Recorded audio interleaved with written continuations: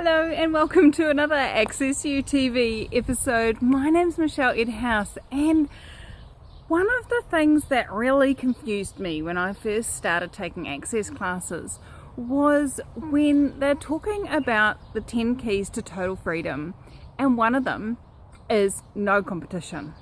Now, I grew up in a family where it was you need to beat this person, or you need to get better grades, or you need to get, you didn't win the game, you didn't play hard enough, that sort of thing. And that's what I saw all around me. That was what happened, what the coaches said, that's what the teachers said, that's what, it was like everywhere you looked, people were trying to get you to compete against your classmates, to compete against other teams, to compete. And I thought that's what you're supposed to do. And you know what? I made myself super duper wrong, because I didn't compete. And when I came across this 10 keys to total freedom, and one of them was no competition, really confused me, because all my life everyone had been saying compete, you've got to compete.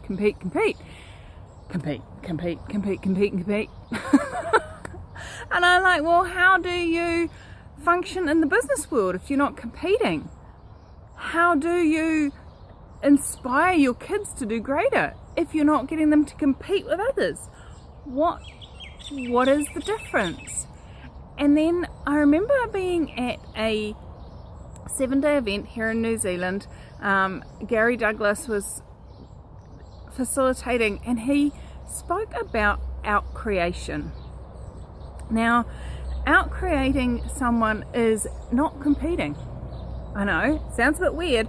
When you first hear it, it's like, yeah, well, out-create, that's compete against them, isn't it? No, it's not. It's like playing leapfrog. It's like, oh, if you can do that, what can I do? Ba-doing! And then the person that you've just played leapfrog over goes, wow, if Michelle can do that, then what can I create? Ba-doing! And you get inspired by each other. It's like, oh, and what else? Wow, that's possible. I didn't know that was possible. Cool, I could choose that. I could do that. What else could I do? If I can do that, then what else can I do? And you play leapfrog over each other. And it's from a creative, generative, inspiring energy, rather than a trying to pull them down so that you can be better than them. So where have you been functioning from competition when you could actually be functioning from out creation? And would you be willing to play with it? Would you be willing to choose it just for a day, just for a week, just for a month? If you're really daring, would you be willing to play with it just for a year? Now, just remember, without creation, you can out-create people downwards. You can go, wow, that person's only willing to do this much, so to make them feel good, I'll keep myself this small, so I'm smaller than them, so that they don't feel like they stink, that they're not actually creating enough. And then that person looks at you and goes, oh wow, I don't want to make them feel stink, because I'm doing better than them, so I'll just drop my level a bit and you drop yours. So out-create, not under-create. That's what I'm trying to say with that. So do you get the difference in the energy between competition and out-creation? There's a lot softer, a lot more contribution. There's a lot, in retail industries, there's always been this functioning of, I've got to do better than them, I've got to have my prices lower, or I've got to have better delivery services, or I've got to do better than them so that I get their customers. What if, considering our population on this planet is growing so considerably, what if we didn't have to out-create? What if there was more than enough people to buy both of our products? And what can you be or do to out-create the other? What is it that the people that want to buy from you want that they don't want from the other person? What could you be or do in your business that's so different that it opens up an even larger possibility with regards to your client base. And how can you outcreate yourself every day? So what if it wasn't just about comparing yourself to others? Because comparison is judgment. So what if you could outcreate others, but more importantly, you can outcreate yourself every day? And it may mean, okay, today I'm going to make $1. And then tomorrow, woohoo, I'm going to outcreate myself. I'm going to make $2. I'm going to make $2.